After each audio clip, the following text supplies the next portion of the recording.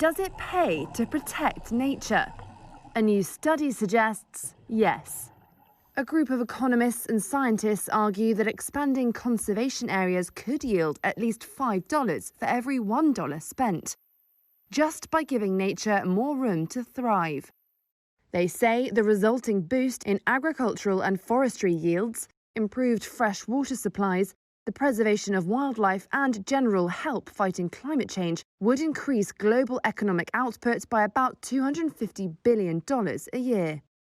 Reuters Matthew Green.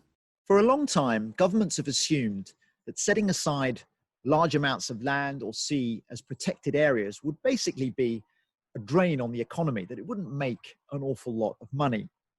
The authors of this study are trying to flip that script by demonstrating using hard numbers that the key to a healthy economy is a healthy natural world. Now, as it stands, about 15% of the Earth's land and about half that much of the oceans are under some form of protection already.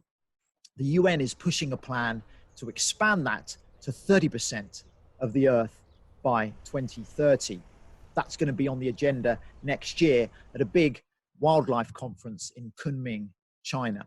The question, of course, is how many countries will be ready to step up and make that vision into a reality. Skeptics warn against leaning too heavily on economic arguments to validate nature conservation.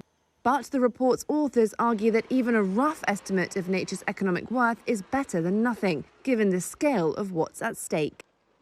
The study estimates that the 30% conservation goal would require an annual investment of roughly $140 billion by 2030. Currently, about $24 billion is spent globally per year on protecting natural areas. Right now, about 15% of the Earth's land and 7% of the ocean has some degree of protection.